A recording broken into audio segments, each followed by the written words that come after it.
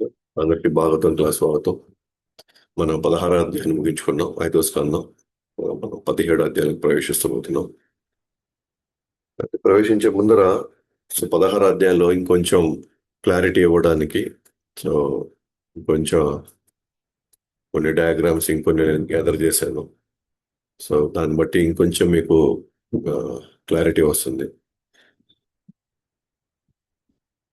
అది చూసుకొని మళ్ళీ 17 అధ్యాయాలకు వెళ్దాము.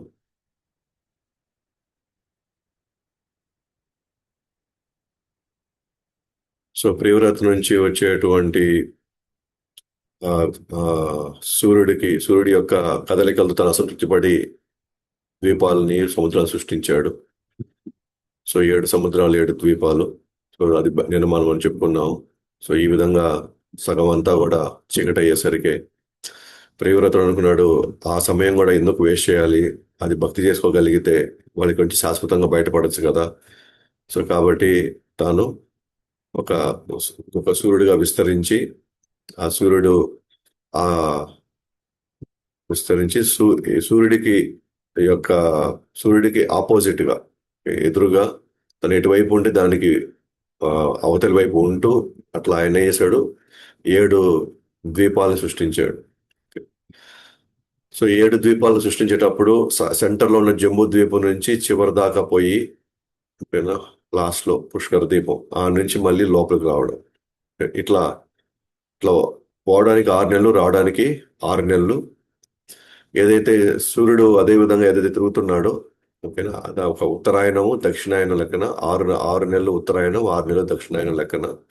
సో మనకి ఇక్కడ క్లియర్ గా మనకి ఆ, మనకు దీన్ని బట్టి మనం చెప్పొచ్చు, భాగవతం ప్రకారంగా సూర్యుడు తిరుగుతున్నాడు భూమండలం చుట్టూ, అంతేగాని భూమి సూర్యుడు చుట్టూ తిరగట్లేదు. సో ఆయన ఉన్న పదమే మనకి ఆ, అది కదులుతుంది అంటే సూర్యుడు తిరుగుతాడు ఉత్తరం వైపు, సూర్యుడు దక్షిణ వైపు వెళ్తాడు అంటే సూర్యుడు తిరుగుతున్నాడు మన ప్రకారం. కానీ మనం ఇప్పుడు చదువుకున్న జాగ్రఫీ వాళ్ళు ప్రకారంగా అయితే సూర్యుడు మధ్యలో ఉంటాడు, భూమి చుట్టూ తిరుగుతుంది. సో ఇట్లా మనం చూసినప్పుడు భాగవతం యొక్క మోడల్ ఇది తనకు తగినట్టుగా తాను నిరూపించుకోగలుగుతుంది భాగవతం. తను చెప్పే ప్రతి స్టేట్మెంట్ ని లేదా ప్రతి కొలతల్ని అన్నిటిని, కాలాన్ని, సమయం, అర్థం అన్నిటిని కూడా అది తను తాను ప్రూవ్ చేసుకోగలుగుతుంది భాగవతం. సో కాబట్టి ఇది మనము ఏదైతే వాళ్ళు మన జాగ్రఫీలో లేదా హిస్టరీ అని చెప్పి మనం చెప్పుకుంటున్నాము, సో దానికంటే కొన్ని వేల కోట్ల సంవత్సరాల ముందర మనకి శాస్త్రాల్లోనే ఈ దేని కదలికలు ఎట్లాగా వాటి ఆకారాలు అక్కడ పరిస్థితులు అన్ని మనకి చెప్పబడి ఉన్నాయి అన్నమాట. సో ఈ విధంగా మనం చూసాము భూమండలం ఏ విధంగా అయితే ఆ, ఈ కూడా ఏదైతే మనం చూసామో తామ్ర పత్రం పైన ఉన్నటువంటి ఆ పైన ఉపరితలం ఉండే మీద ఉండే దాన్ని భూమండలం కింద తీసుకుంటే, సో భూమండలం లోపలే అంటే కింద భాగంలో లోపలే మిగతా లోకాలు, ముఖ్యంగా అసుర లోకాలు, అతల వితల సుతల తలాతల మహాతల రసాతల పాతాల, ఆ పైన ఓవర్లోకం, తర్వాత స్వర్గలోకం, మహర్లోకం, జనలోకం, తపలోకం, తర్వాత ఫైనల్ గా సత్యలోకం. సో ఈ విధంగా అయిన తర్వాత మీరు గమనిస్తే కిందనే గర్భదక్షాయ విష్ణు ఉన్నాడు. గర్భదక్షాయ విష్ణు గర్భదక సముద్రంలో ఉన్నాడు. సో దానిపైన మనకి పత్రం ఉంది, ఆ పైన దాని యొక్క కాండం ఉంది, ఆ తర్వాత పుష్పం ఉంది. ఇది మనం చూస్తుంది. సో ఈ విధంగా 7 లోకాలు, 7 ద్వీపాలు, 7 సముద్రాల్ని ఆ, మన ప్రియవ్రత మహారాజు చూశాడు. దాంట్లో మనం చూస్తే గనక ఈ ప్రియవ్రత మహారాజు 7 మంది తన పుత్రులకి 7 ద్వీపాలు అప్పచెప్పేశాడు. సో ఒక క్వశ్చన్ వస్తుంది అనుకో, 7 ఎందుకు చేశాడు, 10 చేసి ఉండొచ్చు కదా అంటే, తనకు పుట్టిన వాళ్ళు 10 మందే, దాంట్లో 3 వాళ్ళు మహాభాగవతులు అవుతారు అంటే వాళ్ళు సన్యాసులు అయిపోతారు. ఇంక 7 మంది కాబట్టి 7 మంది పుత్రులకి 7 ఇవ్వాలనుకున్నాడు కాబట్టి ఆయన 7 ద్వీపాలను తాను చేశాడు. సో ఆ విధంగా మనం చెప్పుకోవచ్చు. ఆ తర్వాత జంబూ ద్వీపం, ముఖ్యంగా మధ్యలో ఉండేటువంటి జంబూ ద్వీపంలో దాని నుంచి మనం చెప్పుకున్నాము. సో మధ్యలో ఉన్న ఆ జంబూ ద్వీపంలో 9 వర్షాలు ఉన్నాయి. జంబూ ద్వీపానికి అధిపతి అయినటువంటి అగ్నిధర, సో తన 9 మంది ఆ, పుత్రులకు సో 9 వర్షాలు ఇచ్చేస్తాడు అనమాట. ఆ నాభి అన్న వర్షం, భరత వర్షానికి ముందర ఆ ఆ ఆ- ఆ వర్షాన్ని నాభికి ఇచ్చున్నాడు. ఆ తర్వాత నాభి ఆ కాలక్రమంలో తర్వాత అది భరతుడు పాలించిన తర్వాత అది భరత వర్షం అయింది. ఓకే. సో ఈ విధంగా మనం జంబూ ద్వీపాన్ని మనం చూసుకున్నాము. మొత్తం ఇన్ని పర్వతాలు, తర్వాత ఎన్ని వర్షాలు, సో 9 వర్షాలు, 8 పర్వతాలు, వీటి కొలతలన్నీ కూడా మనం చూసుకున్నాము. సో ఆ తర్వాత ముఖ్యంగా ఐలావ్రతం గురించి వచ్చింది. ఐలావ్రత వర్షంలో, సో ఐలావత వర్షంలో ముఖ్యంగా మధ్యలో ఏదైతే ఉందో, సో మీరు గమనించారు ఇక్కడ పైనే ఎంతో మేరు పర్వతం, దాని కింద ఉన్నటువంటి పర్వతాలు ఇక్కడ చూడండి. ఇక్కడ మూడు మూడు పర్వతాలు ఏదైతే మనం ఇక్కడ చూసాం కదా, నిషాడ, హేమకుట, హిమాలయ. సో వాటిని మనం ఇక్కడ చూడొచ్చు ఈ విధంగా. ఇవన్నీ తెల్లగా ఉంది చూసారా, ఇది హిమాలయ. కానీ మనం చెప్పే ఈ హిమాలయ ఒకటి కాదు, అది మళ్ళీ మనం ఎలాగో చూస్తాము. ఎందుకంటే దీని కొలతలు, ఇప్పుడు మనం చెప్పే ఈ హిమాలయ కొలతలు రెండు చాలా వ్యత్యాసం ఉందన్నమాట. ఇవి కొన్ని వేల యోజనాలు ఉంది. ఈ ఏదైతే మనం చూపిస్తున్నటువంటి ఈ హిమాలయ, మనకు భారతదేశంలో ఇప్పుడు ఉన్నటువంటి హిమాలయాలు ఈ హిమాలయాలు ఒకటి కాదు. సో ఈ విధంగా ఈ మూడు, ఒక పక్క ఇటువైపు ఇక్కడ చూస్తే కనుక ఈ మూడు పర్వతాలు ఇటువైపు, అటువైపు ఒక మూడు పర్వతాలు, ఇటువైపు ఒక పర్వతం, ఇక్కడ ఇక్కడ ఒక పర్వతం ఉంది. సో కాబట్టి నేను ఎందుకు మీకు చూపించానంటే, ఇక్కడ మీరు పక్కన మీరు గమనించారు కదా, ఇది ఉంది చూసారా, ఇది ఒక స్పైక్స్ లాగా, పెన్సిల్ లాగా పైకి వచ్చింది. ఇవే మాట కేసరాచల పర్వతాలు, 20 పర్వతాలు మనం నేను చెప్పుకున్నాను చూసారా. ఇవి కూడా ఇంచుమించుగా మేరు పర్వతం అంత హైట్కి వెళ్తాయి. ఇవి కూడా సన్నగా మేరు పర్వతం అంతా.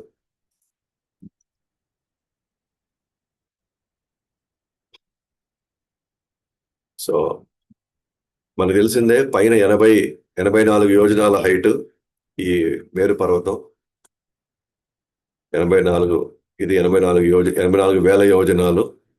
దాని కింద భూమండలం కింద, భూమి కింద, ఓకేనా, అది 16 వేల యోజనాలు. ఈ కొలత మనం చెప్పుకున్నాం 32 వేల యోజనాలు. ఇది కిందకు వచ్చేసరికి 16 వేల యోజనాలు వచ్చింది.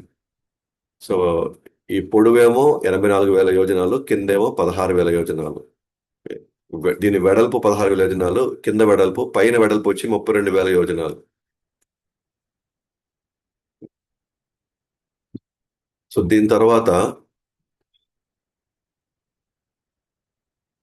ఇప్పుడు మనం చూసాం కదా, ఇప్పుడు ఇక్కడ మనకి ఎక్కడ మేరు పర్వతం మనం ఇంకా మనం చూడలా. ఇది జస్ట్ ఆకారాన్ని వరకు మనం చెప్పామన్నమాట. ఇప్పుడు ఒరిజినల్ గా కానీ మనం తీసుకున్నాం అనుకోండి, ఈ విధంగా ఉంటుంది అనమాట. సో మీరు గమనిస్తే ఇక్కడ ఇది మొత్తం, ఇది భూమండలం. ఈ బ్రౌన్ కలర్ లో చూసారా, ఇది భూమండలం. చూడండి ఇక్కడ మేరు పర్వతం ఉంది. ఇది ఈ భూమండలం మేరు పర్వతం.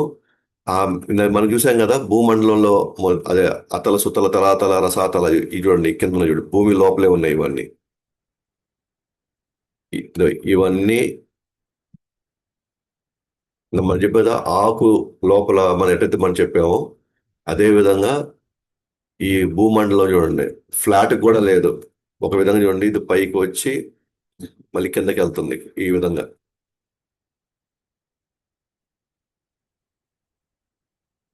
కింద చూసారా, గర్భోదక సముద్రంలో గర్భోదక విష్ణు అనంత శేషుడి మీద ఉన్నాడు. ఈ అనంత శేషు ఈ భూమండలాన్ని, ఇంకా చెప్పాలంటే ఈ మొత్తం బ్రహ్మాండాన్ని అది మోస్తుందన్నమాట. సో ఒక్కొక్క బ్రహ్మాండంలో, ఈ 14 లోకాల్లో భూమండలం కింద ఏదైతే మనం ఇంతకుముందు మనం చూసాం కదా, అయితే మహావిష్ణువు లక్ష్మీ అమ్మవారితో పడుకో ఉన్నాడు, పైన అనంతశేషుడు ఉన్నాడు. అనంతశేషుడు పైన ఈ భూమండలం బ్యాలెన్స్ అయి ఉంది. ఆ భూమండలం పైన దీన్ని భువర్లోకం అని కూడా అంటారు, భూర్లోకం అంటారు, తర్వాత భువర్లోకం, తర్వాత స్వర్గలోకం. సో ఆ లోకాలన్నీ చూడండి, చూడండి. సత్యలోకం, జనలోకం, తపలోకం, మహర్లోకం, ఇవన్నీ. ఇక్కడ చూడండి, ఇక్కడ ధ్రువలోకం ఉంది ఇక్కడ. తర్వాత ఇక్కడ వచ్చేసి స్వర్గలోకము, ఆ తర్వాత భూవర్లోకము. మొత్తం పైన ఉన్న 7, పైన పైన 7, కింద 7, మధ్యలో భూలోకం. మొత్తం అంతా చూసుకుంటే 14 లోకాలు. ఇక్కడ ఇవన్నీ ఉన్నాయి, లోక పర్వతాలని. ఇవన్నీ తర్వాత చూద్దాము. సూర్యుడు తిరుగుతున్నాడు ఇక్కడ, ఈ విధంగా తిరుగుతున్నాడు సూర్యుడు.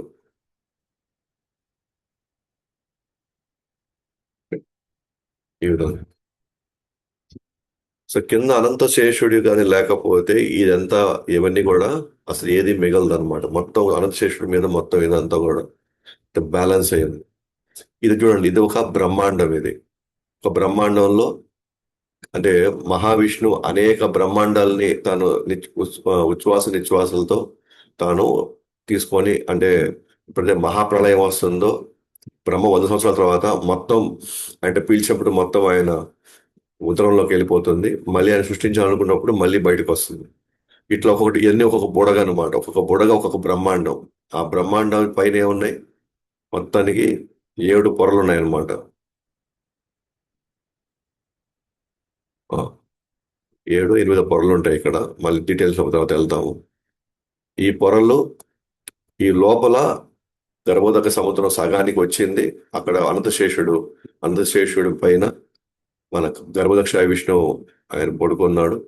ఆ తర్వాత ఆయన ఈ మొత్తం 14 లోకాలని ఆయన బ్యాలెన్స్ చేస్తున్నాం. సో ఈ విధంగా మనం మేరు పర్వతం గురించి మీకు చెప్పడానికి నేను ఎంత చెప్పాను అంటే ఎలా ఉంటుంది మళ్ళీ కొంచెం ఐడియా రావడానికి. సో ఇది మేరు పర్వతం. మేరు పర్వతం ఇక్కడ ఉంది. ఇది 84,000 యోజనాల పైన వచ్చింది. సో కిందకి 14,000 యోజనాలు వచ్చింది.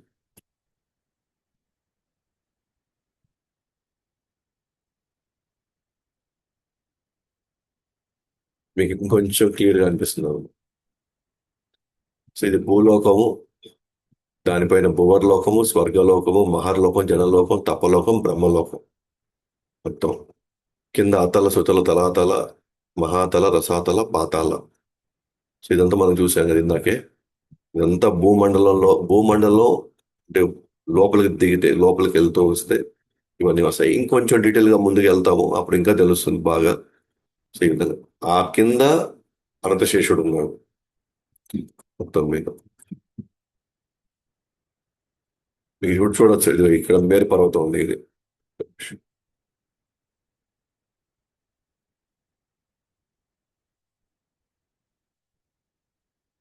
ఇది మేరు పర్వతం ఉంది ఇక్కడ. ఇప్పుడు మీరు చూసేది ఈ భూమండలం చూసారు కదా ఇప్పుడు. ఇది చూడండి, ఇది జంబూ ద్వీపం. జంబూ ద్వీపం నుంచి వరుసగా 7 ద్వీపాలు ఇక్కడ దాకా వచ్చింది. ఇవన్నీ 7 ద్వీపాలు, మధ్య మధ్యలో సముద్రాలు వచ్చాయి.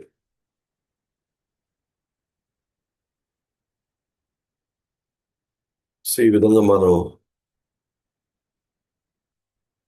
లోకం చూడొచ్చు. తర్వాత మనం ఐలావృత వర్షంలో సో అనేక అనేక పర్వతాలు చూస్తున్నాము. ఆ పర్వతాల్లో మొత్తం 4 ముఖ్యమైన పర్వతాలు: మందర, మేరు మందార, సుపర్శ్వ, ఆ తర్వాత కుముద. అక్కడ ఉండేటువంటి సరస్సులు, ముఖ్యంగా చెట్లు, ఆ తర్వాత సరస్సులు, ఆ తర్వాత నదులు, ఆ తర్వాత ఉద్యానవనాలు. సో ఇవన్నీ కూడా మనం చూసామన్నమాట. ఆ 4 కాకుండా 20 కేసరాచల పర్వతాలు ఉన్నాయి. అక్కడ 20 దాకా ఉన్నాయి. అది మనకి చూసుకున్నాం. ఇదిగో ఇక్కడ ఈ విధంగా ఈ కేసరాచల పర్వతాలు. ఫస్ట్ ముఖ్యమైన ఈ 4 పర్వతాలు, తర్వాత కేసర పర్వతాలు, ఆ తర్వాత మళ్ళీ 8 పర్వతాలు ఉన్నాయి. ఇవి అనుకో 8 పర్వతాలు. సో ఇవన్నీ కూడా మనం నిన్న చర్చించుకున్నాము.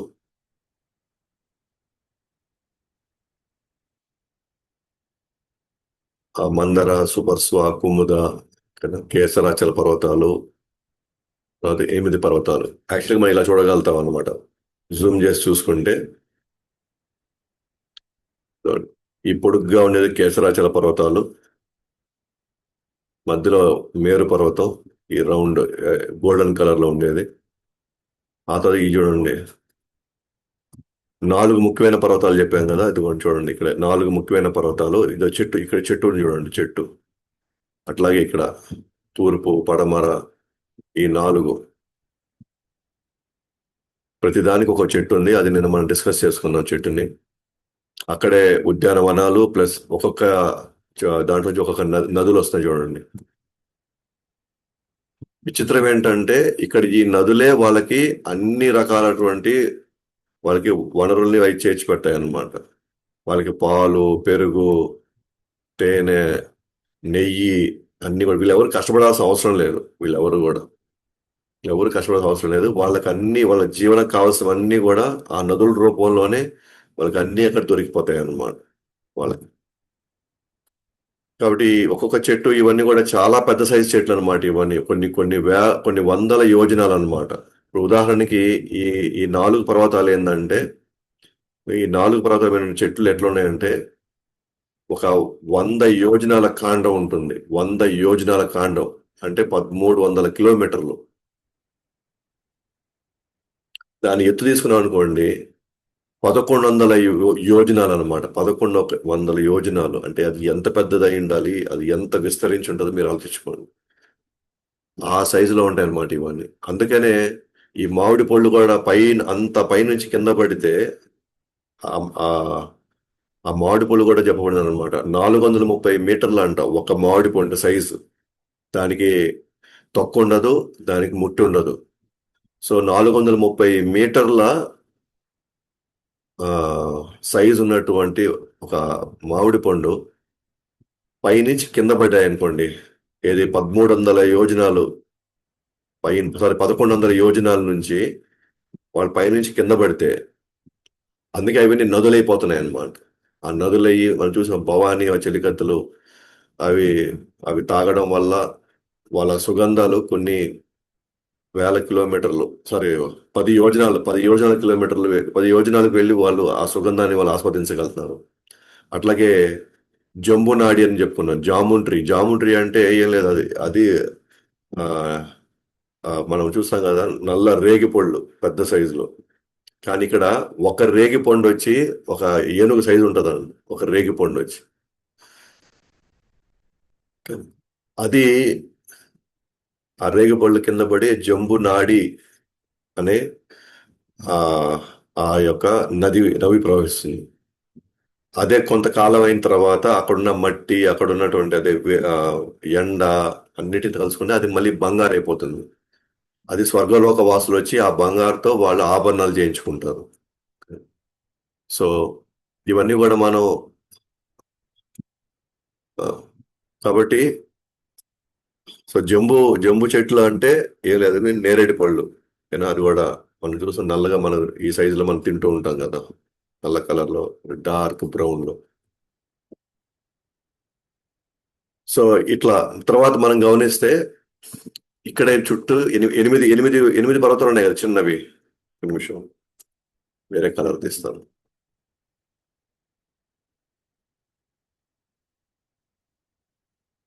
ఇదిగోండి 8 పర్వతాలు, మిగిలిన 8 పర్వతాలు. ఒకటి, ఇక్కడ 2, ఇక్కడ 3, 4, 5, 6, 7, 8. ఇవి చిన్న చిన్న పర్వతాలు అనమాట. 8 పర్వతాలు వచ్చి జస్ట్ 2 యోజనాల విస్తీర్ణం, ఆ హైట్ ఎంత కూడా మనం చూడొచ్చు. సో కాబట్టి ఈ విధంగా మనం జంబూ ద్వీపం ఉన్నటువంటి మేరు పర్వతం చుట్టూ ఉండేటువంటి పర్వతాలు ఇవి. సో కేసరచర పర్వతాలు, తర్వాత 4 ముఖ్యమైనటువంటి పర్వతాలు, అదే 8 పర్వతాలు. సో ఈ విధంగా మనం చూడొచ్చు అన్నమాట. సో ప్రతి ద్వీపాన్ని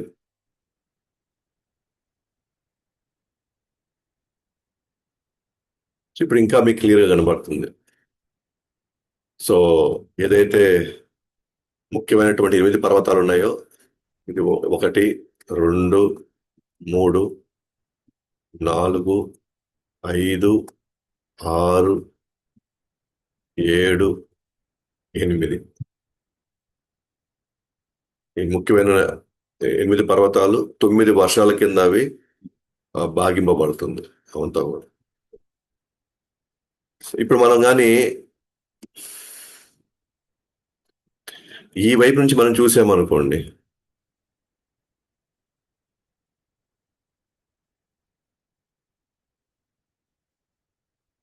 ఇప్పుడు ఈ వైపు నుంచి పిక్చర్ చూసామనుకోండి, ఈ వైపు కానీ ఈ వైపు నుంచి నేను పింక్ కలర్ లో మీకు యారో మార్క్ పెడుతున్నా. ఈ వైపు నుంచి కానీ చూస్తే ఈ మొత్తం సిస్టమ్ అంతా ఎలా కనబడుతుంది, భూమండలం అంతా ఎలా కనబడుతుంది. అలాగే ఇంకొక పిక్చర్ వచ్చి ఈ ఈ పద ఈ రు- ఈ ఈ వైపు నుంచి కానీ మనం చూసామనుకోండి, ఈ వైపు నుంచి కానీ చూస్తే ఈ 6 పర్వతాలు మనకు కనబడతాయి. పై దక్షిణ భాగంలో ఉత్తర భాగంలో ఉన్న 6 పర్వతాలు మనకు కనబడతాయి. ఈ వైపు నుంచి కానీ చూసామనుకోండి,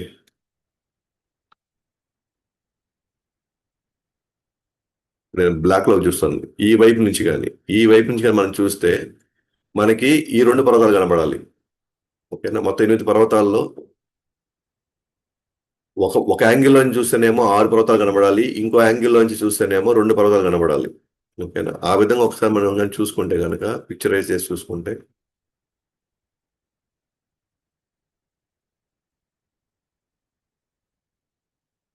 చూడండి, మొత్తం ఇది ఇది మొత్తం మేరు పర్వతం. మొత్తం 8 పర్వతాల్లో మనకి 2 పర్వతాలు కనబడుతున్నాయి. అది వెండి కలర్ లో ఉన్నాయి. 4 పర్వతాల్లో 2 పర్వతాలు కనబడుతున్నాయి మనకి. ఇక్కడ 2 పర్వతాలు ఇది బంగారు వర్ణంలో ఉన్నాయి. ఇది కేశాచర పర్వతాలు. చూడండి, పెద్దగా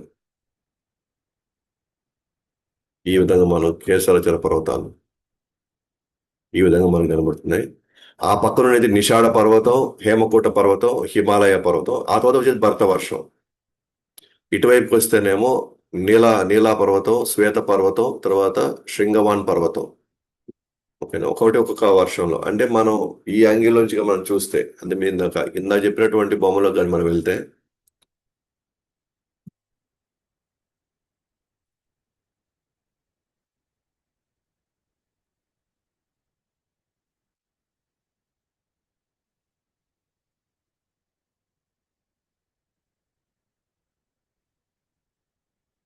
ఇదిగోండి. ఇప్పుడు మనం ఏం చేసామంటే ఈ యాంగిల్ నుంచి చూస్తున్నాం. మనం ఈ యాంగిల్ నుంచి చూడడం వల్ల ఈ యాంగ్- ఇదో ఈ ఈ వైపు నుంచి మనం చూస్తున్నాం. ఈ వైపు నుంచి చూసినప్పుడు మనకి ఈ 3 పర్వతాలు కనబడుతున్నాయి. తర్వాత ఇక్కడున్న ఈ 4 పర్వతాల్లో ఈ పర్వతం కనబడతా ఉంది. అలాగే ఈ 3 పర్వతాలు మనకు కనబడుతున్నాయి.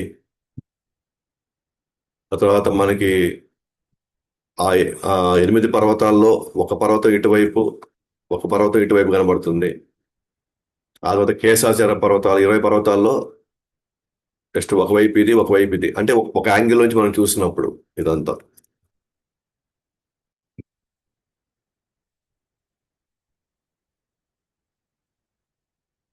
అదే వేరే యాంగిల్ నుంచి మనం చూసామనుకోండి, ఓన్లీ 2 పర్వతాలు మనకు కనబడుతున్నాయి. ఏ యాంగిల్లో నుంచి ఏంటి ఆ 2 పర్వతాలు? ఒకటి గంధమదన పర్వతం, 2 మాల్యవన్ పర్వతం. అటువైపు కేటుమాల వర్ష, ఇటువైపు భద్రాశ్వ వర్షం కనబడుతున్నాయి. అట్లానే ఈ 8 పర్వతాలు 2 పర్వతాలు, 4 పర్వతాల్లో 2 పర్వతాలు కనబడుతున్నాయి. తర్వాత కేసరాచల పర్వతాలు.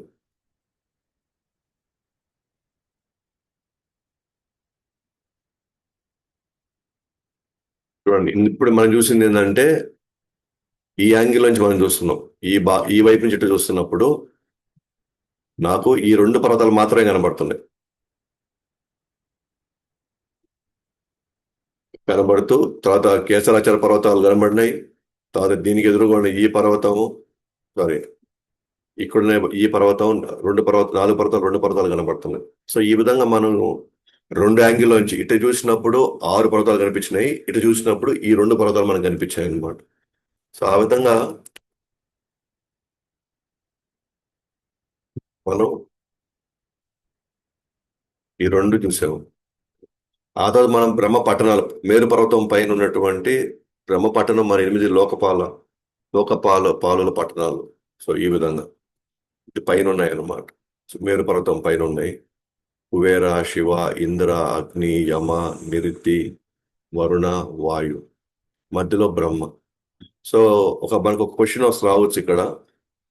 ఇదేంద అంటే శివ కూడా ఇక్కడే ఉంటారా, ఈ లోకంలో ఉంటారా? అది మరి కైలాసం కదా అయింది, ఇక్కడ ఏంటి ఉన్నారు? మరి బ్రహ్మది సత్యలోకం కదా, మరి ఇక్కడ భూమండలంలో ఉన్నటువంటి మేరు పర్వతం పైన ఈ ఉండడం ఏంటి? అలాగే ఇంద్రలోకాలు అంటే స్వర్గలోకాల పైన ఉన్నాయి కదా, ఇది ఇది ఇంకా మన భూమండలం పైన ఉన్నటువంటి మేరు పర్వతంలో వీళ్ళ వీళ్ళ వీళ్ళందరూ ఇక్కడ ఎలా నివసిస్తున్నారు? వీళ్ళన్నీ వేరే వేరే లోకాలు కదా వీళ్ళవి. ఈ భూమండలం పైన ఉన్న మేరు పర్వతం పైన ఉండేది ఏంటంటే ఇవన్నీ రిసార్ట్స్ అన్నమాట వాళ్ళకి. ఎప్పుడైనా సరే ఇక్కడ ఒక అడ్మినిస్ట్రేషన్ చేయాలనుకున్నప్పుడు, ఏదైనా మీటింగ్స్ పెట్టుకోవాలనుకున్నప్పుడు ఇక్కడికి వచ్చి కలుసుకొని మాట్లాడుకొని చూసుకొని ఒక మీటింగ్ని బట్టి 2 రోజులు, 3 రోజులు, 5 రోజులు అలా చూసుకొని మళ్ళీ వాళ్ళ లోకాలకి వెళ్ళిపోతారు అనమాట. అట్లా ఉండే లోకాలు అనమాట ఇవన్నీ. లోకాలు కాదు, ఆ మేరుపర్వతమైనటువంటి వాళ్ళ స్థావరాలు అనమాట. ఇవి కొన్ని రోజులు వాళ్ళ అవసరాలను బట్టి, పరిస్థితులను బట్టి అక్కడ అక్కడ ఉన్నటువంటి వ్యవస్థల్ని సరైనటువంటి పద్ధతిలో నడపడానికి అప్పుడప్పుడు మనం మీటింగ్లు పెట్టుకుంటుంటాం కదా. నెక్స్ట్ ఏం చేయాలి, ఇలా జరిగితే ఏం జరుగుతుంది, ఏదైనా పరిస్థితులు వస్తే దాన్ని ఇలా చక్కబెట్టాలి. అట్లా ఇక్కడికి వచ్చి వీళ్ళందరూ కూడా ఈ మీటింగ్లు పెట్టుకునే ప్లేస్ అన్నమాట ఇది. ఓకే. సో ఆ విధంగా ఈ మేరుపర్వతం పైన ఈ పట్టణాలు, అలాగే లోకపాలకుల పట్టణాలు అన్నీ కూడా ఉన్నాయండి. సో ఇది మనం చూసుకున్నాం. నేను సో ఇప్పుడు మనం 17 అధ్యాయంలోకి వెళ్తున్నాం. ముఖ్యంగా గంగా నది గురించి, ఆ తర్వాత ఆ ఇలా ప్రతి వర్షాల్లో 9 వర్షాల్లో ముఖ్యమైనటువంటి అక్కడ ఆ, అవతారం, ఎవరు ముఖ్యమైనటువంటి భక్తుడు ఏ అవతారాన్ని పూజిస్తున్నారు, అది మనం చూస్తాం అన్నమాట.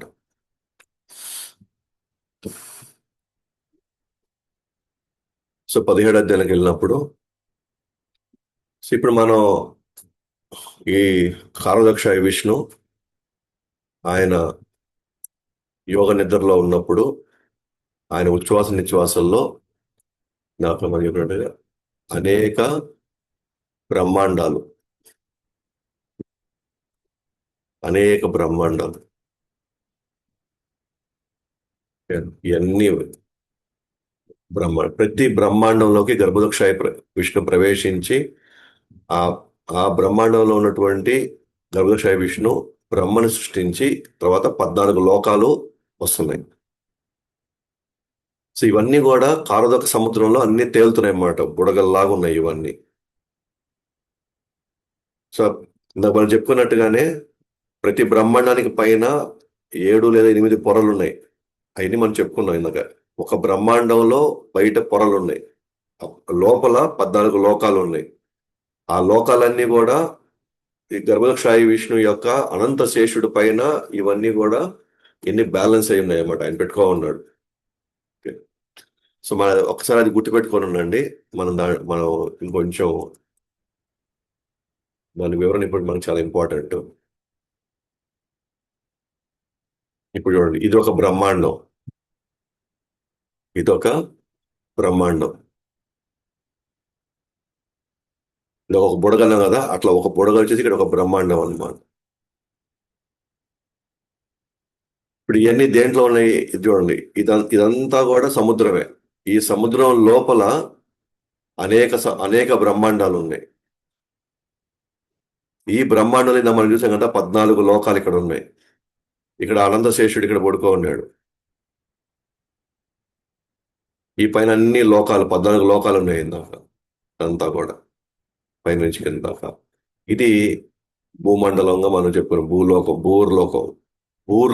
భువర్లోకం రెండు వేరు వేరు. భూర్లోకం అంటే భూమండలం, భువర్లోకం అంటే దీనికంటే ఇంకా ఉన్నతమైనటువంటి లోకం అన్నమాట. సో మనం ఉండేది భూర్లోకం. ఎందుకు నేను ఇదంతా మీకు ఇప్పుడు చెప్తున్నానంటే,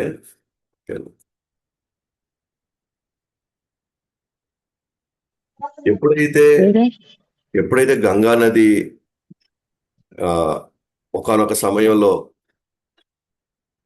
ఇక్కడ అంతరించిపోయిందో లేదా మాకు కనబడకుండా పోయిందో, ముఖ్యంగా సాగరుడు అనే రాజు, ఎవరు, మన రామచంద్రుడి యొక్క వంశంలో వచ్చినటువంటి సాగరుడు.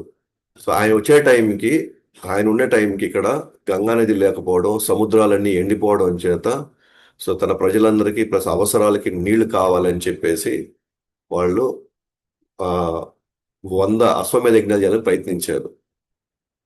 సో 100 అశ్వమేధ యజ్ఞాలు చేయాలని ప్రయత్నించినప్పుడు 99 సాఫీగా వెళ్ళిపోయింది. 99 సాఫీగా వెళ్ళిపోయింది. అయితే 100వ యజ్ఞానికి వచ్చేసరికి మాత్రం ఇంద్రుడు ఏం చేశాడంటే అశ్వమేధ యజ్ఞాలు ఆ గుర్రాన్ని అపహరించేసి కపిలాశ్రమంలో పెట్టాడు. అపహరించి కపిలాశ్రమంలో పెట్టాడు అనమాట. ఆ కపిలాశ్రమంలో పెట్టినప్పుడు ఆ వీళ్ళు, సాగరుడు ఏం చేశాడు, ఆ గుర్రం ఎక్కడుందో కనుక్కోరని చెప్పేసి తన 60,000 మంది తన పుత్రుల్ని, అతనికి ఇద్దరు భార్యలు ఉన్నారు. ఒక భార్యకి ఒక కుమారుడు పుడతాడు, ఇంకొక భార్యకి 60,000 మంది పుడతారు. ఈ 60,000 మందిని పోయి ఆ గుర్రం ఎక్కడుందో తీసుకురండి, అది అయితేనే కదా మనకి రేపు ముందు ముందు మనకి నీళ్ళకి మనకి అవసరాలు అవుతాయి. కాబట్టి వర్షానికి అవసరమైన ఈ అశ్వమేధ యజ్ఞం మనం చేయాలని చెప్పేసి అంటే గుర్రం ఎక్కడుందో తీసుకురమ్మన్నారు. వీళ్ళు ఆ భూమండలం మొత్తం తిరుగుతున్నారు అనమాట. జంబూ ద్వీపం కాదు, ఇక్కడ భూమండలం మొత్తం తిరుగుతున్నారు. అది ఎక్కడుంది ఎక్కడుంది ఎక్కడుందని. మొత్తానికి అది తిరుగుతూ తిరుగుతూ తిరుగుతూ వాళ్ళు కపిలాశ్రమానికి వచ్చారు. కపిలాశ్రమంకి రాగానే ఇక్కడ కపిల భగవానుడు ఆయన తపస్సు చేస్తూ, అదే ఆయన ధ్యానంలో ఆయన ఉంటే అక్కడ గుర్రాన్ని చూశారు.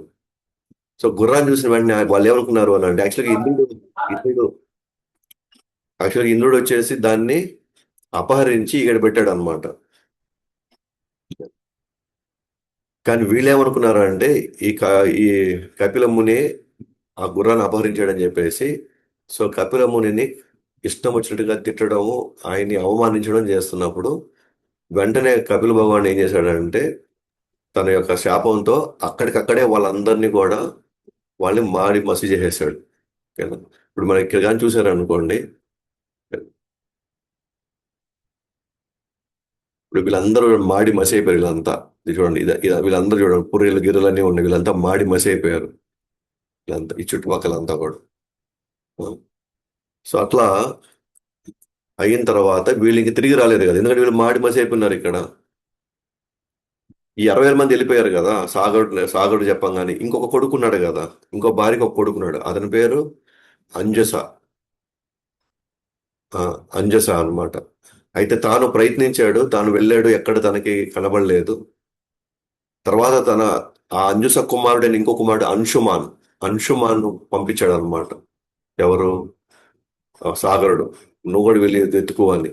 అట్లానే వెతకంగా ఏడుకొచ్చి చూస్తే ఇక్కడ ఈ గుర్రము ఉంది, ప్లస్ ఆ 60,000 మంది ఎవరైతే చనిపోయారో వాళ్ళ పూర్వీకులు వాళ్ళందరూ ఏడు ఉన్నారనమాట.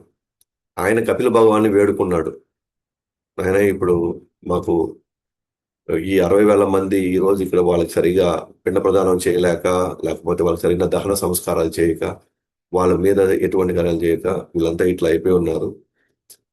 మళ్ళీ వీళ్ళని మేము తిరిగి మళ్ళీ వాళ్ళు చీమలకు రావాలన్నా, లేకపోతే వాళ్ళు ముక్తి పొందాలి అని అంటే నాకేంటి దారి ఇక్కడ? పైగా ఈ గుర్రము మేము అశ్వమేధ యజ్ఞానం కోసం మేము వెయిట్ చేస్తున్నాం, ఈ గుర్రం ఇక్కడ ఉంది, మాకు అది కూడా నాకు కావాలి. ప్లస్ వీళ్ళందరూ కూడా నేను తిరిగి వాళ్ళకి పునర్జన్మ కావచ్చు, లేదా వాళ్ళకి ఇక్కడ నుంచి మోక్షం ఇవ్వాలని నేను ప్రయత్నిస్తున్నాను, ఏం చేయాలని అడిగితే ఇతని యొక్క వినయ విధేయతలకి కపిల భగవానుడు మెచ్చుకొని ఆ గుర్రాన్ని ఇచ్చేస్తాడు. అయితే వీళ్ళందరూ గాని మోక్షం పొందాలి అంటే వీళ్ళందరూ ఇక్కడ గంగానది రావాలంటాడు. ఇక్కడ గంగానది ప్రవహిస్తే వీళ్ళందరికీ కూడా మోక్షం వస్తుందంట. సో ఈ విషయం తెలుసుకొని వెళ్ళినటువంటి అంశుమాను వెళ్ళి గుర్రాన్ని అప్పచెప్తాడు. కానీ ఈ 60,000 మందికి ఎట్లా వాళ్ళు మోక్షం ఇప్పించాలి అన్నప్పుడు గంగానదిని ఎట్లా తీసుకురావాలి. సో వీళ్ళ ప్రయత్నాలు వీళ్ళు చేశారు, కానీ వీళ్ళ వల్ల కాలేదు, సక్సెస్ కాలేదు. వీళ్ళ తర్వాత వచ్చిన తరాలు చూడండి, భగీరథుడు ఆయన బ్రహ్మకి భక్తుడు కాబట్టి సో బ్రహ్మను అడగంగా అప్పుడు బ్రహ్మ చెప్తున్నాడు అనమాట. మనం కేవలం విష్ణువుని హరిని పూజిస్తే గాని హరి యొక్క అనుగ్రహంతో మాత్రమే మనం గంగా నదిని కిందకి తీసుకురాగలము అని ఇప్పుడు బ్రహ్మ చెప్తాడు. సో ఆయన అప్పుడు విష్ణు కోసం తపస్సు చేస్తాడు. ఆ విష్ణు కోసం తపస్సు చేసే భాగంగానే ఇక్కడ మనం చూసారా వామనుడు ఒక బలి మహారాజు ఒక ఆయన్ని ఆ, ఏమంటే చంపడానికి ఆయన వామనవతారం ఎత్తాడు. కేవలం దానికోసమే కాదు, భగీరథుడు అడిగేటువంటి తన కోరిక తీర్చడానికి, గంగా నదిని దించడానికి. ఓకేనా, ఆయన ఏదైతే 2 అడుగులు అడిగాడో, ఫస్ట్ 3 అడుగులు అడిగాడు. 2 అడుగులు, మొదటి అడుగు మొత్తం భూమండలం మొత్తం పెట్టాడు అనమాట. అడుగుని భూమి మీద మాత్రమే కాదనమాట, భూమండలం మొత్తం పెట్టాడు. ఆ పాదం మొత్తం కవర్ చేసేసింది. ఇంకా 2వ పాదం పైన పెట్టాడు. ఆ పైన పెట్టేటప్పుడే అది ఎక్కడి దాకా వెళ్ళింది అని అంటే, ఇదిగోండి, ఆ పాదం ఇక్కడ ఉంది కదా, ఈ పొరను పోయి కట్ చేసిన, ఈ పొరను పోయి లోపలికి గుచ్చింది ఆ బొటన్ వేలు. వామనుడు లేదా త్రివిక్రముడు ఆయన యొక్క బొటన్ వేలు ఇక్కడికి వెళ్ళి ఆ బొటన్ వేలు ఇక్కడ ఒక చిన్న you ఒక చిన్న బొక్కని అది తయారు చేసింది అనమాట. ఏదైతే ఆ కారణ సముద్రమే అది కిందకు వస్తుంది అనమాట. ఆ కారణ సముద్రం కిందకు వచ్చేదే అదే గంగా నది అయింది. సో విష్ణు పాదాల నుంచి వచ్చిందనే ఇదే అనమాట, విష్ణు పాదాల నుంచి రావడం అనేది ఇక్కడ.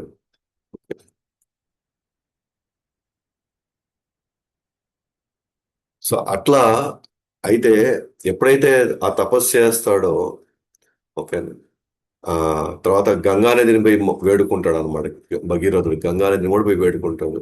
ఇలా, అమ్మ నువ్వు నాకు కావాలి, మీరు ఖచ్చితంగా మీరు మా మా మా స్థలాన్ని మీరు పవిత్రం చేయాలి. ఇట్లా మా పూర్వీకులు ఈ విధంగా అయినారు, అది మీరు వస్తేనే మేమందరం, అదే వాళ్ళందరూ కూడా వాళ్ళకి మోక్షం వస్తుంది అని చెప్పినప్పుడు ఆమె అంటుంది, ఇతని యొక్క ప్రార్థనకి ఆమె మెచ్చి, నేను వస్తాను కానీ నేను అంత ఎత్తు నుంచి నేను పడుతున్నాను కదా, ఎక్కడ ఎక్కడో బ్రహ్మాండం పొర నుంచి నేను పడుతున్నాను కాబట్టి ఇక్కడ సరైన వ్యక్తులు ఆ ఆ దాన్ని, ఆ నీటిని, ఓకేనా, సరే, ఆ ఫోర్స్ అంత రాని కూడా దాన్ని తగ్గించి నిదానంగా నన్ను తీసుకొని వచ్చి భూమి మీదకి, ఈ భూమి మండలం మీదకి తీసుకురావాలి.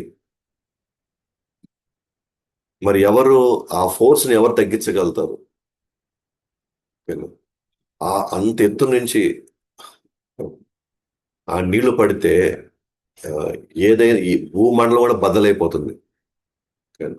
అంత అంత ఫోర్స్ లో కానీ వచ్చింది అండి, ఆ హైట్ నుంచి కానీ వస్తే. సో అప్పుడు ఏం చేయాలి అనుకున్నప్పుడు, అప్పుడు బ్రహ్మ కూడా ఇంకొక ఇదేమిస్తాడు అంటే, ఇది మనం శివుడిని పోయి మనం ప్రార్థించగలిగితే, శివుడు గాని మనం మెప్పించగలిగితే ఆయన ఆ గంగ తన జటాజటాల్లో నుంచి తీసుకురాగలిగితే కొంత దాని యొక్క ఫోర్స్ ని మనం తగ్గించవచ్చు. అది ఆయనకి మాత్రమే ఆసక్తి ఉంది అన్నప్పుడు భగీరథుడు స్వయంగా సో శివుడిని ప్రసన్నం చేసుకొని శివుడి దగ్గర తను ఉన్నట్టు తన విన్నపాన్ని తను చెప్పుకుంటాడు. సో తను చెప్పదలుచుకున్న వినిపించుకుంటాడు. సో అప్పుడు ఆ ఆయన ఒప్పుకొని ఆ ఆ గంగ ఫోర్స్ ని తన జటాజటాల్లో నుంచి ఎప్పుడైతే పోతుందో ఆ ఫోర్స్ తగ్గుతుంది అన్నమాట. ఆ ఫోర్స్ తగ్గుతుంది. సో అట్లా ఆయన గంగాధరుడయ్యాడు. మీరు గమనిస్తే అక్కడ సముద్ర మంత్రంలో కావచ్చు, ఆడ విషం వచ్చినప్పుడు ఆ విషయాన్ని ఆ, ఆయన తీసుకోవడం మానవాళి యొక్క మేలు కోసం.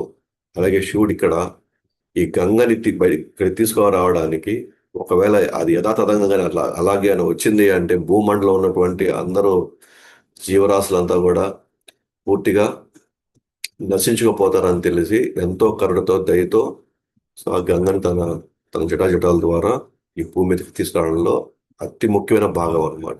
ఇక్కడ శివుడు కానీ లేకపోతే ఈ గంగ తాకిడికి ఇక్కడ ఎవరు బతికి బయటపడేవాళ్ళు కాదు.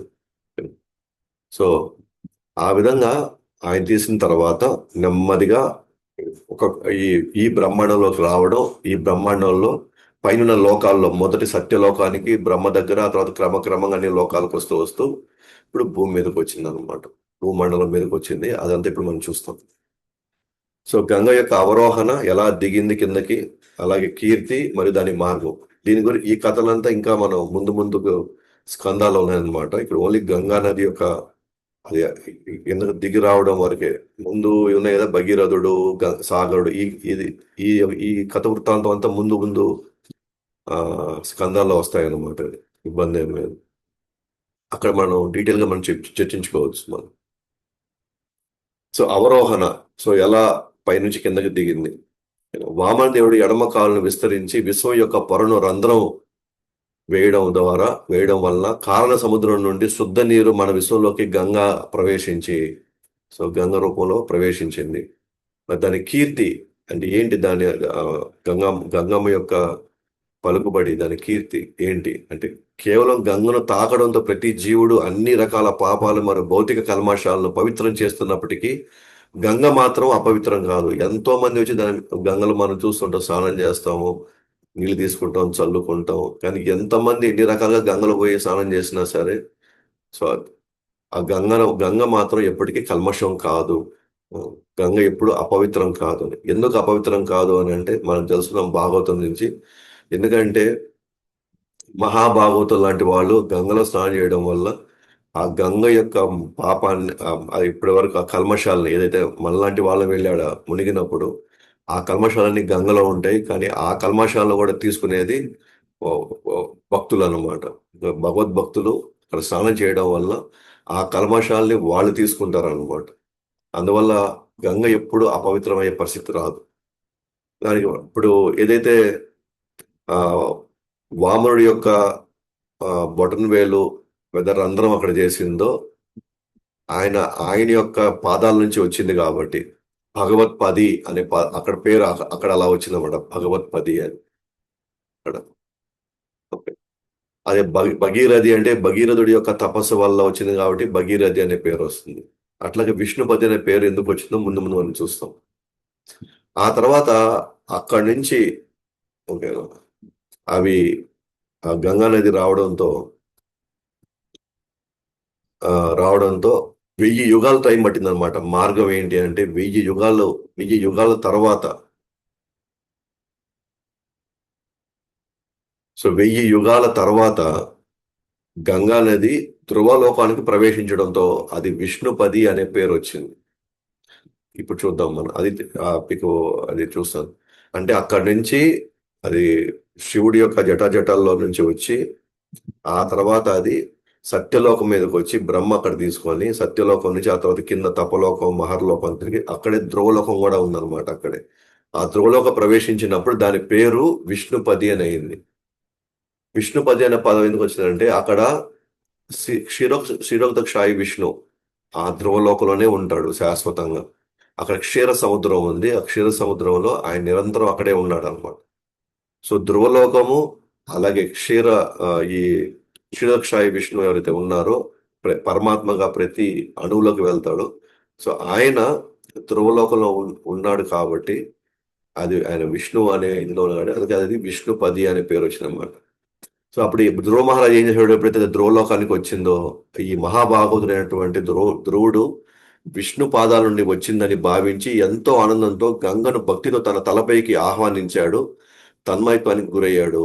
అక్కడ ఇది విష్ణు పాదాల నుంచి వచ్చింది, వామనుడు తాకడంతో వచ్చింది కాబట్టి సో తను ఎంతో పవిత్రంగా భావించి భక్తితో తాను ఆ గంగమ్మని నిరంతరం తాను పూజించుకుంటూ ఆరాధించుకుంటూ ఎంతో తన్మయత్వానికి గురయ్యాడు అనమాట. ఆ తర్వాత ధ్రువలోకం నుంచి గంగ కింద ఉన్న సప్తఋషుల నివసించేటువంటి లోకంలో వారు అది ప్రవేశించింది. వారు గంగ యొక్క విశేషతను ముందే తెలుసు కాబట్టి, ఆ సప్తఋషులకి గంగ యొక్క విషయాల ముందే తెలుసు కాబట్టి తపస్సులను పూర్ణం చేయగలదు అని భావించి వాళ్ళ తపస్సులకు కావాల్సిన ఫలితం గంగా నది ఇవ్వగలదు అని వాళ్ళు భావించి గంగ నుండి గౌరవంగా వారి జటాజటాల్లో జటాజటాలు ఈ రోజు కూడా వారు పొందుపరుచుకున్నారు. కొన్ని నీళ్ళని వాళ్ళ జటాజటాలని కొన్ని పొందుపరుచుకున్నారు, అక్కడే స్టోర్ చేసి పెట్టుకున్నారు అనమాట వాళ్ళు. ఆ గంగా నది ఆ గంగ ఎప్పుడైతే వాళ్ళ జటాజటాల్లో పెట్టుకున్నారో అంటే ఇంకా ఇంకా వాళ్ళు ఉన్నంత వరకు కొంత గంగ నీళ్లు వాళ్ళ యొక్క వెంట్రుకల్లో అలాగే ఉండేటట్లుగా వాళ్ళు దాన్ని పొందుపరుచుకున్నారన్నమాట.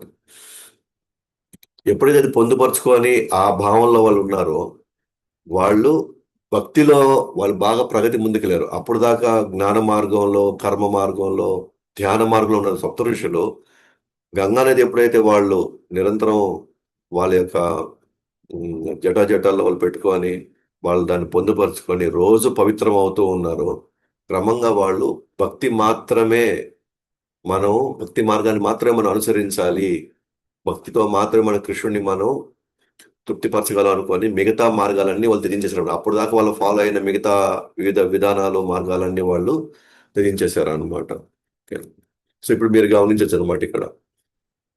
సో పైనుంచి గంగా నది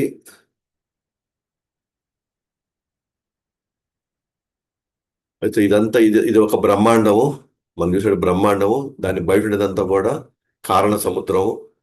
ఆ కారణ సముద్రంలో నుంచి అది ఆ పొరలో ఎప్పుడైతే వామనుడు రంధ్రం పెట్టాడో సో అక్కడి నుంచి గంగా నది ఇట్లా ప్రవహిస్తూ ఉందన్నమాట. ఇక్కడ ప్రవహిస్తూ వచ్చి మొదట సత్యలోకానికి వచ్చింది.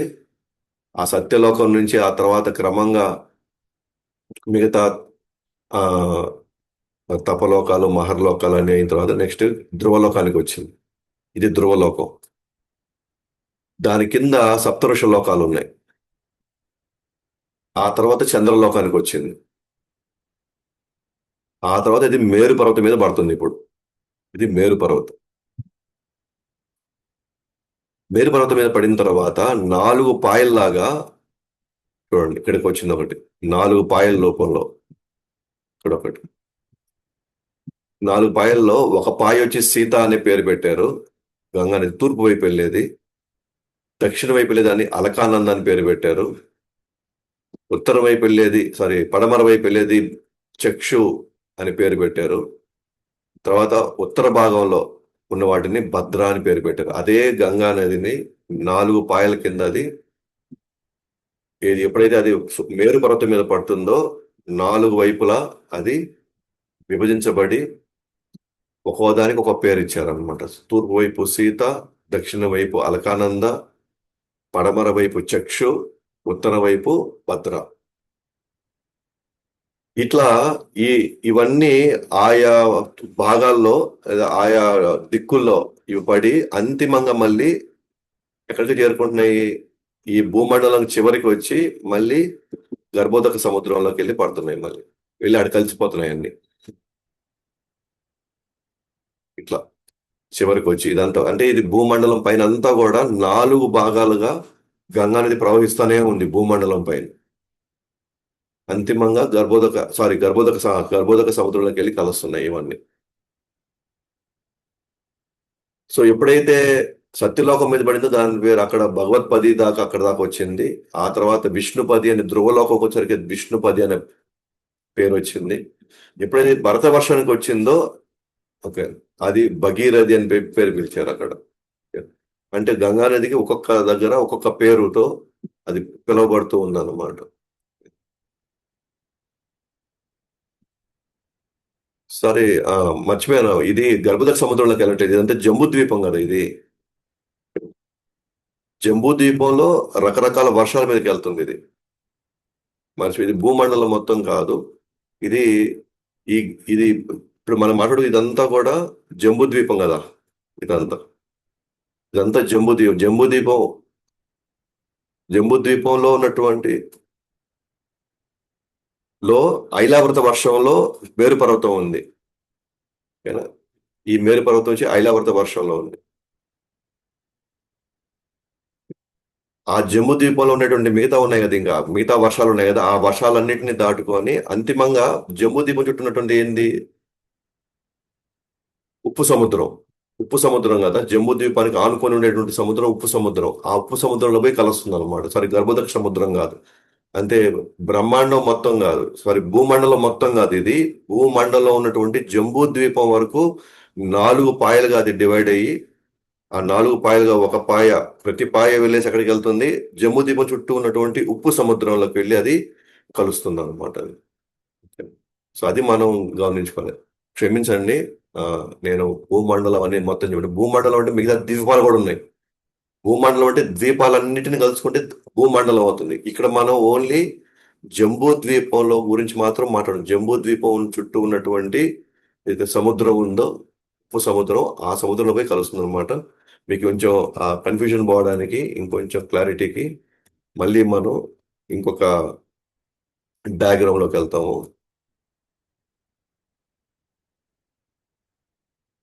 సో మరి చూపిస్తాను మీకు ఆ డయాగ్రామ్. సప్తఋషుల లోకం నుంచి పవిత్రం చేసిన తర్వాత చంద్రలోకం ప్రవేశించి అంతిమంగా మేరు పర్వతంపై ఉన్నటువంటి సత్యలోకంకి చేరుకుంటుంది. అంటే బ్రహ్మ ఉండేటువంటి లోకం. ఓకే. మేరు పర్వతం మీద ఉండేది. అక్కడి నుండి 4 పాయలుగా విడిపోయి తూర్పున సీత, పడమర చక్షు, ఉత్తర భద్ర, దక్షిణం అలకానందంగా ప్రవహిస్తుంది. సీత గంధమదన పర్వతం తర్వాత భద్రస్వ వర్షం ఉప్పు నీటిని సముద్రంలోకి కలుసుకుంటుంది ఫైనల్ గా.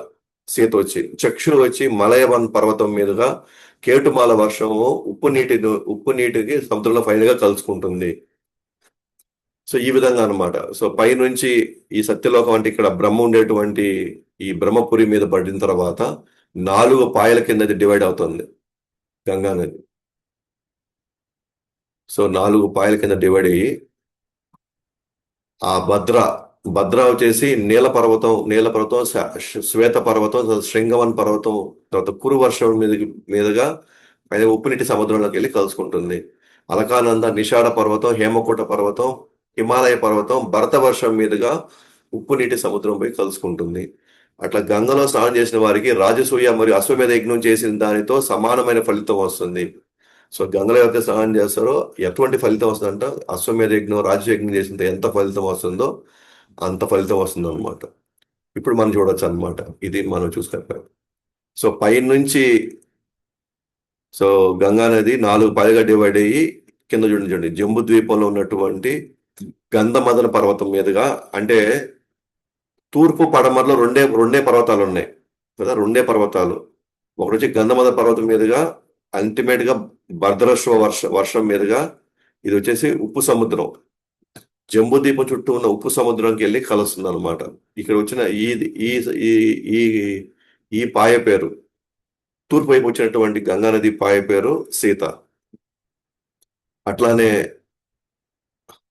దక్షిణ వైపు ఇట్లా కిందకు వచ్చి ఇక్కడ 3 పర్వతాలు ఉన్నాయి. ఇక్కడ ఏంటో పర్వతాలు? నిషాడ, హేమకుట, ఆ తర్వాత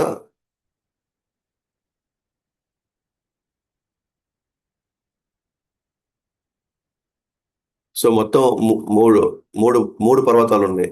ఇక్కడ స్పెల్లింగ్ మిస్టేక్ వచ్చింది. సో ఒకసారి మనం బ్యాక్ వెళ్తే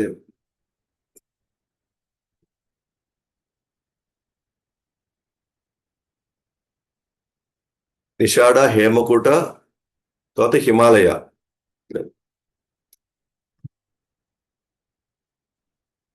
అది ఇక్కడ హిమకూట అని పెట్టారు. హేమకూట హిమాలయ పర్వతం. చూడండి పై నుంచి ఇవి 84,000 యోజనాల హైట్ నుంచి ఏడ పడితే అది ఒక్కొక్క పర్వతాన్ని దాటి, అంత ఫోర్స్ లో ఒక్కొక్క పర్వతాన్ని దాటి అంతిమంగా భరత వర్షానికి వచ్చి అలకానందగా అంటే ఇక్కడికి వచ్చి సముద్రంలో కలుస్తుంది అనమాట. అట్లానే అటువైపు ఫైనల్ గా ఇటువైపు ఆ పడమర వైపు మలయవన్ ఒకే ఒక పర్వతం ఉంది. తూర్పు వైపు ఒక పర్వతం ఉంది, గంధమదన పర్వతం. పడమర వైపు ఒక పర్వతం ఉంది, మలయవన్ పర్వతం. సో ఒక పర్వతం ఉంది కాబట్టి అది చూసుకొని కేటుమాల వర్షం ద్వారా అంతిమంగా చక్షు పేరుతో అది ఇక్కడ కలుస్తా ఉంది ఉప్పు సముద్రంలో. సో ఉత్తరం వైపు భద్ర అనే పేరుతో దిగి ఆ తర్వాత మళ్ళీ ఉత్తరం వైపు కూడా ఉన్నాయి కదా, రమ్యక, హిరణ్మయ, కురు వర్షం, కురు అంటే నీల, శ్వేత, శృంగవన్, ఈ 3 వర్షాలు ఏమున్నాయి? రమ్యక, హిరణ్మయ, కురు వర్షం దాటి భద్ర పేరుతో అల్టిమేట్ గా అది ఉప్పు సముద్రమై కలుస్తుంది. ఈ విధంగా గంగా నది అంత ఎత్తు నుంచి కింద పడుతున్నాయి అన్నమాట. అంతకు ముందర ధ్రువలోకం, చంద్రలోకం, సత్యలోకం, ధ్రువలోకం అంతకు ముందర పై అక్కడ బ్రహ్మాండం పొరలో ఉన్న రంధ్రం నుంచి అంత హైట్ నుంచి పడుతున్నాయి అన్నమాట. సో ఏదైతే మనం ఇప్పుడు అంటున్నామో, ఇప్పుడు మనం చూసి అలకానంద్ అనేది ఇప్పుడు ఎగ్జాక్ట్ చూడండి, భరత వర్షంలో పోయి అది భరత వర్షంలోకి వచ్చి అది ప్రవహిస్తుంది. అంటే ఇప్పుడు మనం ఉండే ఇప్పుడు ఏదైతే మనం ఈ భరత భూమి అంటున్నామో, భరత భూమి లేదా ఈ మొత్తం భూమి, ఓకే, ఇది భరత వర్షంలో ఉంది. సో మనం ఉప్పు సముద్రానికి దగ్గరగా ఉన్నాం అనమాట మనం.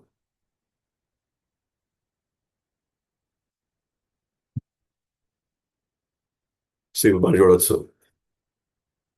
సో మనం ఒక పాయేమో సో ఒక పాయేమో ఇట్లా వెళ్ళింది, ఇక్కడికి వెళ్ళి ఇలా కలిసింది. ఇంకో పాయేమో ఇలా కలిసింది. తూర్పు పడమర వెళ్ళినప్పుడేమో ఒకే ఒక పర్వతాన్ని దాటాయి అవి. ఇక్కడ గంధం మదన, అటువైపు మలయవన్ను. ఉత్తరం దక్షిణ వైపు అవి వెళ్ళేటప్పుడు మూడు పర్వతాలు దాటుతున్నాయి. అలాగే ఆ మూడు వర్షాలని అది తడుపుకుంటూ వెళ్తున్నాయి అన్నమాట. ఇట్లా. ఇప్పుడు ఏదో మనం చెప్తున్నామో భరత వర్షం ఇక్కడ ఉంది చూడండి, భరత వర్షం ఇక్కడ అలకానందగా వచ్చి అల్టిమేట్ గా ఇక్కడ ఉప్పు సముద్రంపై కలుస్తుంది ఇక్కడ.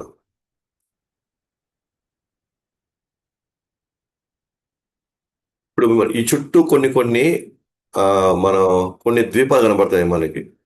ఓకే. ఈ చుట్టూ ఈ ద్వీపాలు ఎట్లా వచ్చాయి అంటే, చెప్పేసి సాగరు ఒక 60,000 మంది కుమారులు ఉన్నారు కదా, వాళ్ళు భూమి లోపలికి కూడా వెళ్ళి, భూమండలం లోపలికి కూడా వెళ్ళి వాళ్ళు వెతుకుతున్నారు అనమాట. అది ఎక్కడుంది, ఆ ఆ గుర్రం ఎక్కడుంది వెతకడంలో వాళ్ళు చాలా తవ్వకాలు చేసేసారు భూమండలంలో. ఆ తవ్వకాలు చేసేటప్పుడు వచ్చినటువంటి మట్టి రాళ్ళు ఉన్నాయి కదా, వాళ్ళు ఈ చుట్టూ అన్నమాట, ఈ చుట్టూ ఈ ఈ ఈ ద్వీపాల్లాగా మనం చూస్తాం, ఇవన్నీ ఏర్పడినాయి అన్నమాట. ఇట్లా ఇవన్నీ మీరు గమనించారా? ఇది జంబూ ద్వీపం బయట కాదు, ఇది ఇది మొత్తం ఆ, ఇది మొత్తం సారీ, కరెక్ట్. ఇది ఉప్పు సముద్రంలో ఉన్నటువంటి ఈ ఈ చుట్టూ ఉన్నటువంటి ఈ నీళ్లు ఇక్కడ ద్వీపాలు అయినాయి అన్నమాట. ఇక్కడ జంబూ ద్వీపం చుట్టూ ఉండేటువంటి వీటిల్లో ఇక్కడ ఉంది చూసారు, ఇక్కడ దీని పేరు లంక్ అంట, దీని పేరు రమణక. ఈ రెండు ద్వీపాల పేర్లు, ఇది లంక, దీని పేరు రమణక. ఏదైతే లంక ఉందో చూసారా, ఇది విభీషణుడు పాలించేటువంటి లంక్ ఇది. కానీ ఏదైతే ఇప్పుడు మన లంక అని చెప్తున్నాం చూసారా, ఆ లంక ఈ లంక ఒకటి కాదు, శ్రీలంక ఈ లంక ఒకటి కాదు. శ్రీలంక అనేది భరత వర్షంలో భాగమే, అది కూడా అది భరత వర్షంలో భాగం. కానీ ఏదైతే ఇది చూపిస్తున్నా చూసారా, ఈ లంక వేరు ఆ లంక వేరు.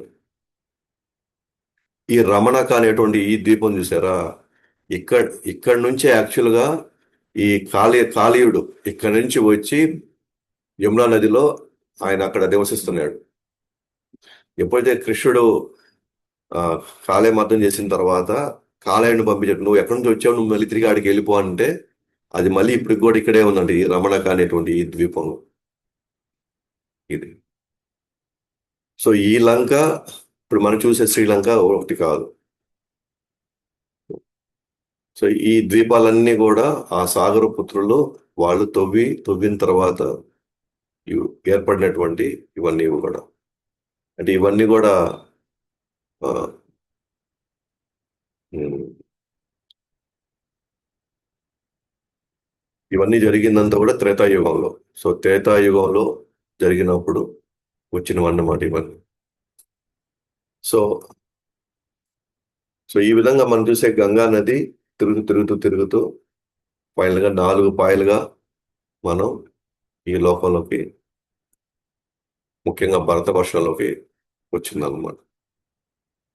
మిగతాది అసలు ఈ ఆ వర్షాలన్నీ ఏంటి, ఆ 8 వర్షాల యొక్క, అంటే ఇప్పుడు మనం ఒక వర్షం చూసుకున్నాం, ఐలావత వర్షం ఒకటే చూసుకున్నాం, జంబూ ద్వీపంలో ఐలావత వర్షం. ఇప్పుడు నెక్స్ట్ మిగతా వర్షాల గురించి మనం మాట్లాడుకోబోతాం.